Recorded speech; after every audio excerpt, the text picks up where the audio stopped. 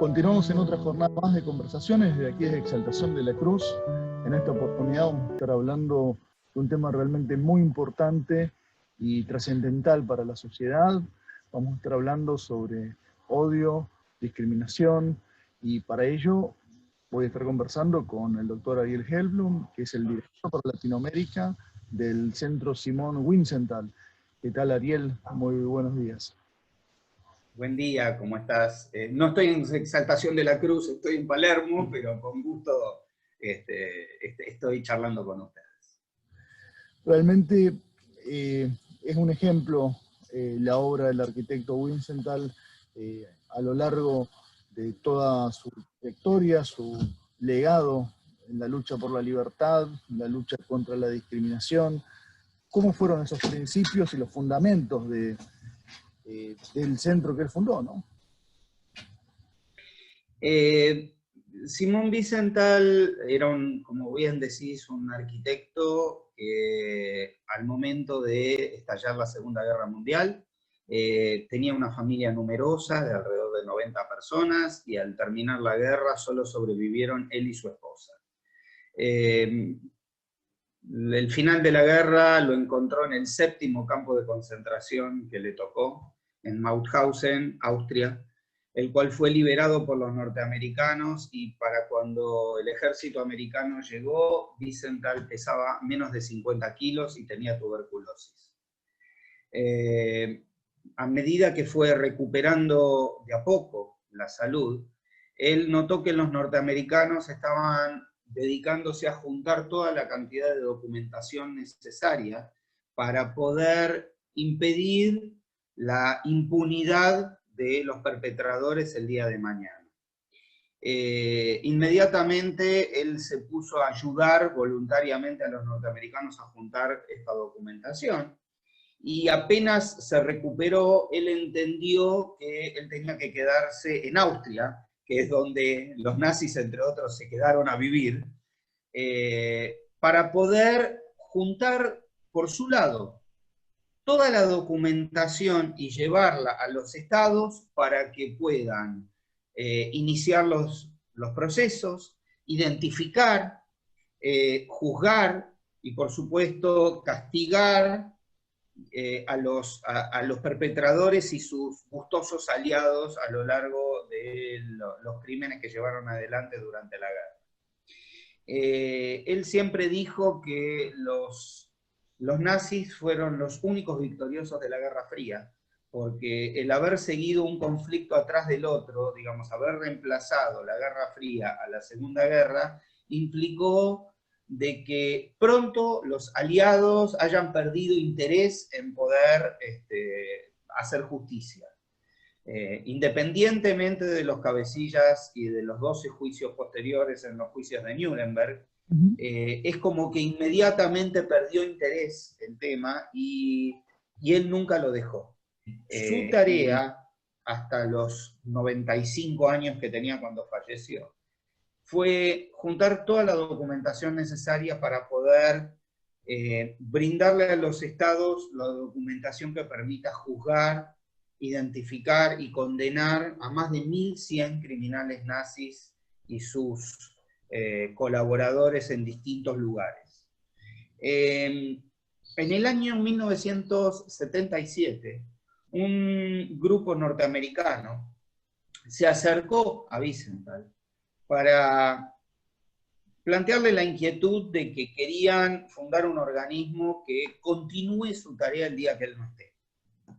El legado que él quiso dejar, él en determinado momento dijo: si ustedes quieren organizar un museo del Holocausto, un memorial, pueden tener mi apoyo, pero no necesitan mi nombre porque no es el legado que yo quiero dejar.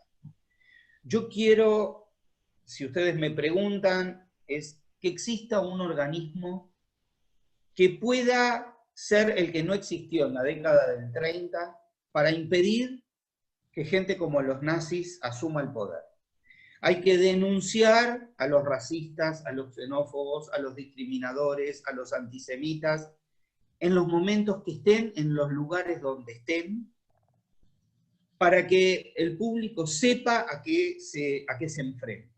Y por supuesto, este grupo norteamericano aceptó la tarea y fundó el Centro Simon Wiesenthal con sede central en Los Ángeles en ese momento, en la década del 70.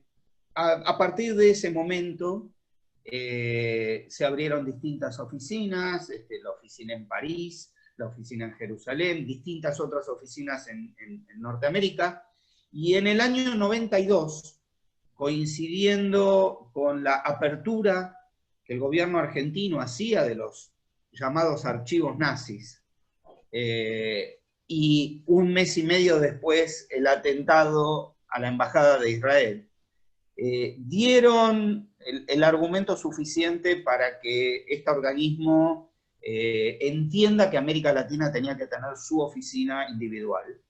Y se funda el Centro Simon Wiesenthal para Latinoamérica, con sede en Buenos Aires, justamente a partir del año 92.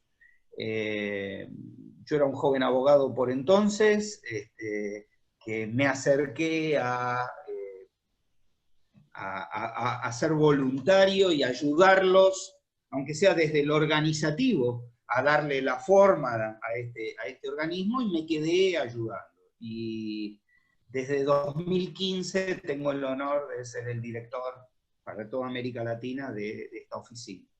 Como bien dijiste, nuestra tarea excede la lucha contra el antisemitismo, sino que es denunciar el racismo, la xenofobia, la discriminación e inclusive el terrorismo en todas sus formas.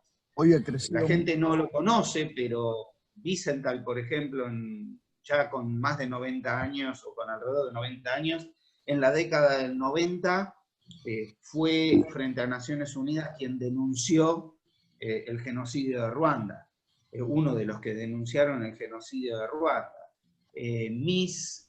Algunos de mis superiores en la oficina de Los Ángeles son rabinos y son los que denuncian el genocidio de cristianos en Nigeria o de musulmanes uigures en la China, el día de hoy. Y bueno, y esto es lo que nos toca en todo el mundo. Realmente una tarea muy, pero muy importante, que se ve potenciada también por esta explosión de redes sociales en las últimas décadas, donde se ve también muchos grupos, expresiones discriminatorias, incitación al odio. ¿Cómo podemos determinar, porque en algunos casos muchas personas que esgrimen ese tipo de acciones se escudan en la libertad de expresión? ¿Cómo podemos discriminar la libertad de expresión de este tipo de expresiones de violencia? Bueno, voy a empezar por el final de la pregunta y después tomo la primera parte. Yo creo que no son conceptos similares, discurso de odio y libertad de expresión.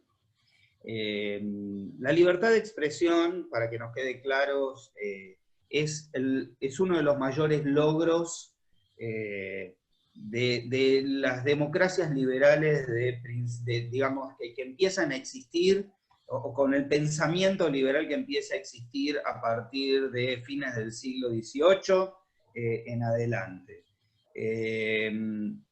Y viene inherente a aquellos sistemas políticos que permiten que la gente pueda llevar adelante en plena libertad la mayor cantidad de sus derechos, el mayor ejercicio de los derechos. Por lo tanto, aquellas personas que promueven quitarle derechos a otros, o no reconocerle los mismos derechos que uno mismo podría tener, no pueden escudarse en ese mismo derecho a la libertad de expresión. Es decir, no podemos que aquellas personas que promueven un sistema que no respete los mismos derechos hacia otros, darle el derecho de poder esgrimir y sostener dentro de ese sistema ese mismo derecho. Esto se ve un poco no tan claro en los países anglosajones. Y siempre digo que tanto Estados Unidos como Inglaterra son aquellos que no tienen ningún tipo de legislación contra el discurso de odio, al cual lo permiten dentro de dentro de la libertad de expresión, yo creo que un poco por soberbia y un poco por ingenuidad. Es decir, ellos se consideran digamos, el paraíso de las libertades. Entonces dan la libertad inclusive a aquellos que van en contra del sistema para poder sostener creyendo de que el propio sistema va a purgar estas libertades. Eso se torna... Y son, creo, los únicos que nunca han sufrido totalitarismos que les ponga el hecho de saber que, digamos, de que hay una contra dentro de permitir el discurso de odio dentro del mismo discurso democrático. Creo que el discurso de odio con la democracia es incompatible. Totalmente. Y para esta gente que, digamos, cree que está viviendo en el paraíso de las libertades, yo a veces les recuerdo que hasta Adán y Eva fueron echados del paraíso. Y que el hecho de no advertir este tipo de situaciones les permite encontrarse con nuevas realidades como el intento de asalto al Capitolio el 6 de enero, las nuevas discursos de odio junto con las redes sociales como QAnon, y otra cantidad de ideas que son absolutamente incompatibles con el sistema democrático. Volviendo a la primera parte de tu pregunta, donde vos hablabas de cómo enfrentar dentro de este discurso de odio online. Sí. Nuestra institución esto lo advirtió desde el nacimiento de Internet, que era algo que iba a aparecer. Allá a los principios de la década del 90, en cuanto Internet empezó a existir y ser accesible para todos, nuestra sede central en Los Ángeles advirtió que independientemente de unir a todo el mundo en una nueva forma de conocimiento, iba a ser una plataforma ideal para la propagación del odio. De formas nuevas. Ya no es necesario exponer la cara y repartir un panfleto, sino que uno se esconde detrás de otro tipo de situaciones y piensen da ustedes, la vuelta al mundo. Da la vuelta doy al un mundo. ejemplo claro. Claro. Cuando Internet empieza a existir, había un sitio web que hacía de host para todos los sitios de odio del mundo, que se llamaba stormfront.org, que todavía existe, en el cual todos aquellos que creían que tenían su discurso de odio y querían darlo, encontraban el espacio para alojarse ahí. Y era uno. Hoy basta con algunos números, como por ejemplo, en 2014, la Agencia de Seguridad Norteamericana detecta que en Twitter, que es una sola red social, por día, las cuentas relacionadas con el ejército islámico emitían 200.000 tweets de odio diarios. A ver, lo voy a poner en números claros para que la gente tenga claro. 3 canchas y medias de River llenas de gente al mismo tiempo, con un celular en el cual están tuiteando por día discursos de odio. Y en una sola red social, digamos. El crecimiento exponencial que ha tenido en esta red dio lugar a que la institución abra un departamento para poder monitorear esta situación y elabore anualmente un informe sobre qué hay de nuevo en odio y redes, digamos, odio en online. Digamos. Esto fue creciendo, digamos, el proyecto, y a partir de los hechos de las Torres Gemelas, del atentado de 2001, de septiembre de 2001, a esta idea de hablar de odio en las redes se le agrega el ciberterrorismo, pero no el ciberterrorismo visto de utilizar las computadoras para realizar delitos económicos y todo eso, sino para poder captar, entrenar y promover terrorismo en red.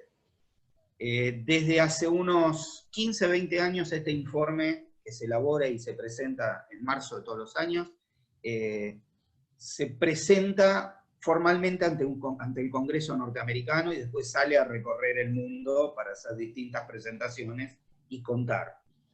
El prestigio que este informe gana es de ida y de vuelta, porque incluye una cartilla de calificaciones para ver cómo las redes sociales, los proveedores de redes sociales filtran o no los mensajes de odio, o brindan o no la posibilidad de que este espacio...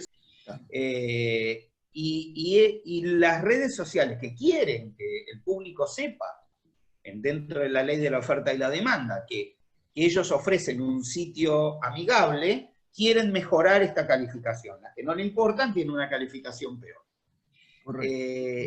Este año, dado los sucesos de que Estados Unidos tuvo una transición más lenta de su gobierno, y por el otro lado que todavía no se adaptó a poder llevar actividades online, hizo que por primera vez este informe de odio en las redes, en lugar de presentarse ante el Congreso norteamericano, se haya presentado ante el Congreso argentino hace 15 días atrás, mundialmente, y que a partir de ahí está disponible para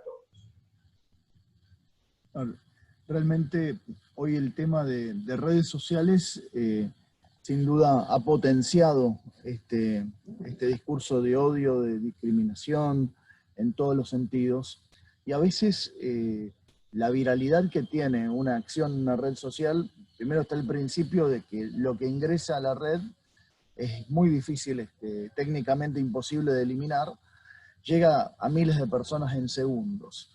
Es fundamental la denuncia de todo tipo de hecho de discriminación o de violencia, pero a veces la gente por ahí no tiene el conocimiento suficiente en dónde hacer la denuncia, cómo instrumentarlo. Desde el centro, ¿qué recomendaciones dan cuando una persona encuentra una situación así? A ver, yo tenía en la época de la facultad, tenía un docente que decía que el derecho es una de las interpretaciones de la realidad, que a su vez trata de contenerla para que no se desbande, pero generalmente llega mucho más tarde que los descubrimientos o que la sociedad lleva adelante. De hecho, todas las regulaciones, la dificultad que existe en regular el contenido que existe dentro de las redes sociales o eventualmente poder darlos de baja o contenerlo, sobre todo hay un tema de discusión de jurisdicción y hay un tema de que, digamos, cuando uno termina de encontrar determinada regulación, nacen nuevas redes sociales que reemplazan las anteriores. Exactamente. Esto nos da determinadas dificultades, pero hay elementos que nosotros, utilizando las leyes que ya tenemos, nosotros podemos ir modificando. Entre otras cosas, el hecho de que, por ejemplo, una asociación como la de ustedes haya adherido a la definición de antisemitismo que existe en el mundo, adoptada por un organismo internacional, no un organismo judío, sino un organismo internacional de países llamado Alianza Internacional del Recuerdo del Holocausto, que Argentina es el único país de América Latina que es parte de este organismo, adoptó por resolución del Ministerio de Relaciones Exteriores en junio del año pasado, y a partir de ahí universidades, provincias, Poder Judicial, organismos de la sociedad civil, como la organización de ustedes, adoptan esta definición y entienden que cuando la ley antidiscriminatoria, que es una ley general, se refiere a temas antisemitas, hay que entenderlo en conjunto con esta norma. Entonces, así como fuimos aprendiendo perspectiva de género, como fuimos aprendiendo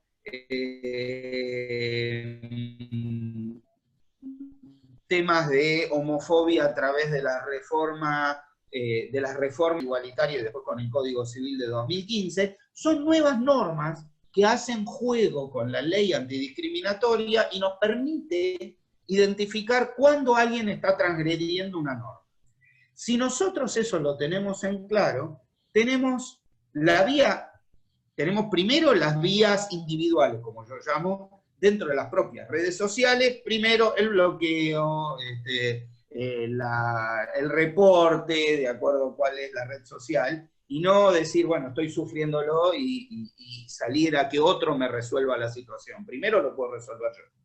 Si esto eventualmente se trata ya de una cuestión más compleja o de eventualmente una cuestión de un delito, bueno, recurrir a organizaciones como la de ustedes o a los fiscales, por ejemplo, en la ciudad de Buenos Aires, y esto en muchos otros lugares está siendo replicado. La ciudad de Buenos Aires tiene una fiscalía especializada en temas de discriminación, por ejemplo. Entonces, inclusive hasta online uno puede hacer estas denuncias. Es decir, entrando en la Fiscalía de la Ciudad de Buenos Aires, donde el Ministerio Público Fiscal le permite hacer este tipo de denuncias. Y de acuerdo al tipo de denuncia que sea, hay organismos de la sociedad civil que te van a acompañar. Ustedes, la DAIA, o otros organismos de derechos humanos que pueden guiar y ayudar a la gente a que pueda hacer eventualmente su denuncia.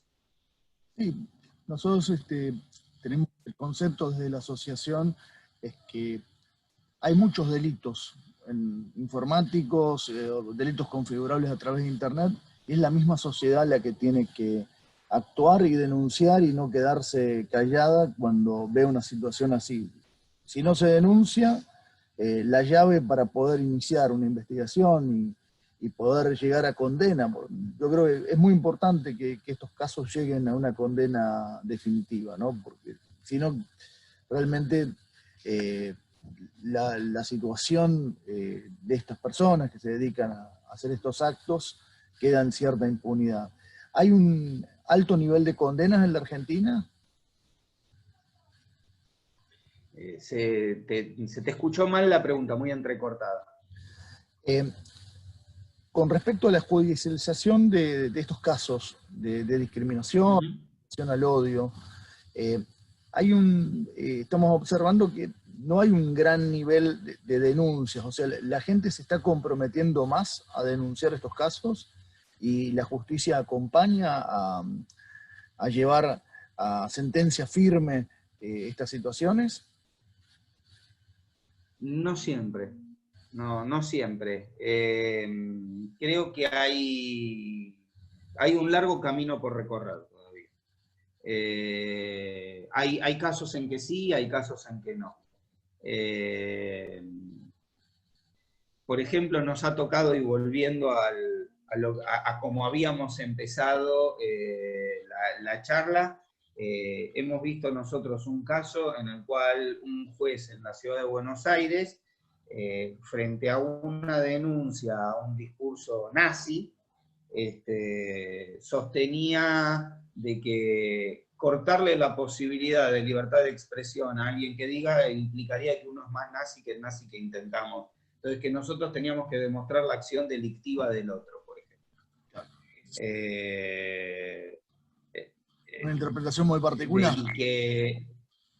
Bueno, o por ejemplo, determinadas situaciones. Pero por otro lado, creo que cuando separemos, una cosa es cuando hablamos de temas de discurso y otra cosa es cuando hablamos de acción concreta, digo.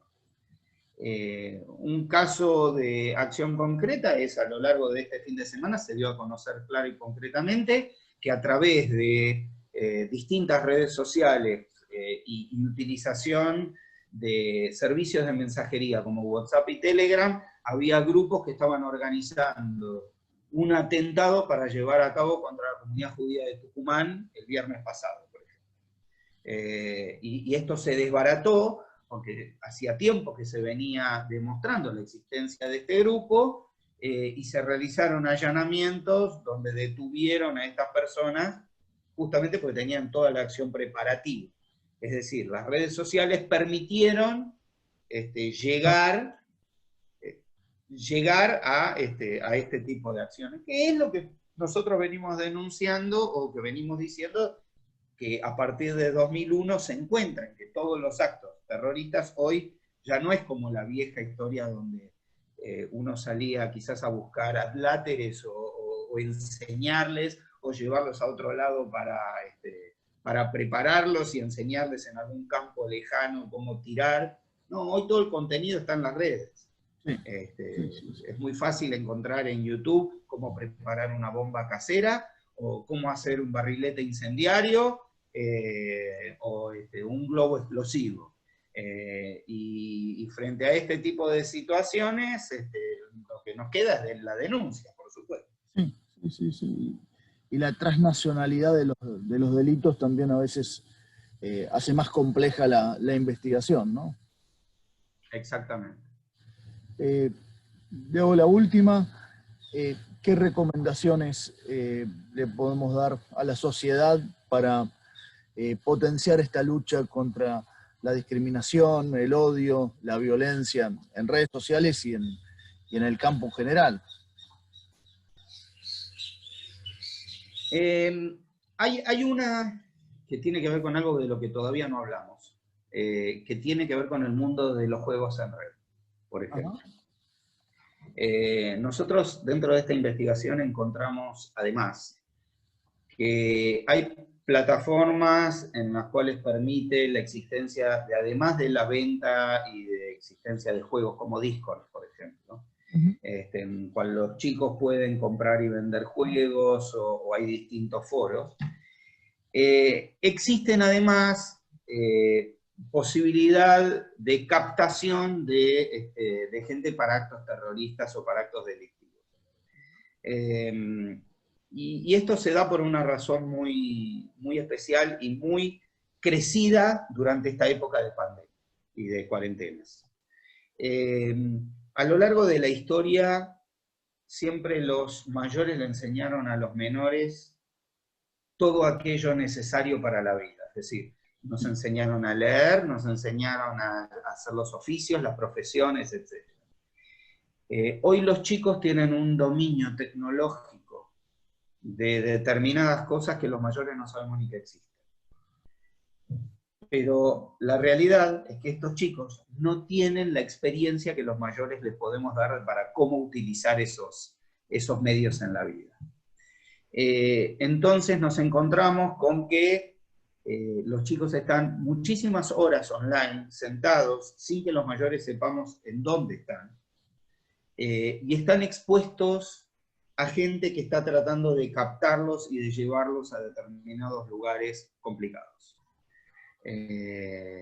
Sin ir más lejos, damos dos ejemplos muy claros.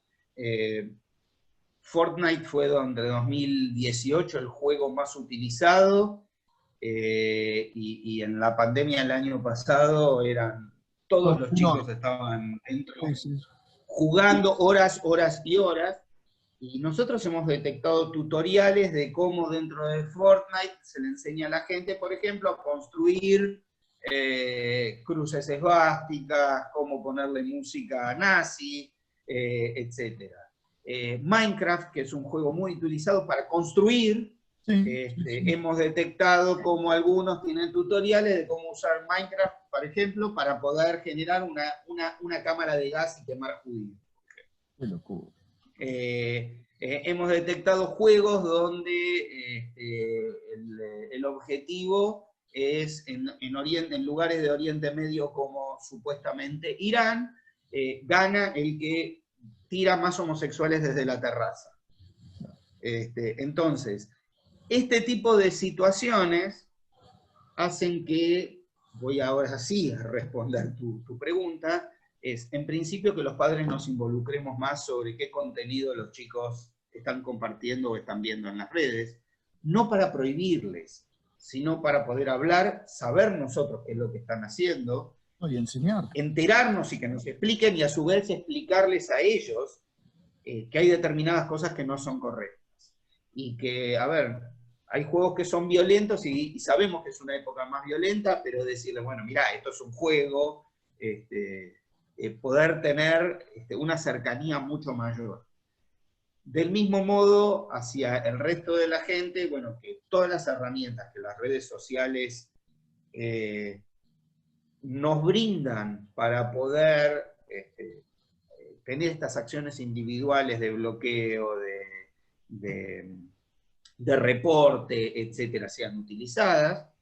Y por supuesto, no tener miedo de recurrir a ayuda de organismos de la sociedad civil o al Ministerio Público Fiscal para poder llevar adelante las denuncias correspondientes. Y esto tiene que ser utilizado.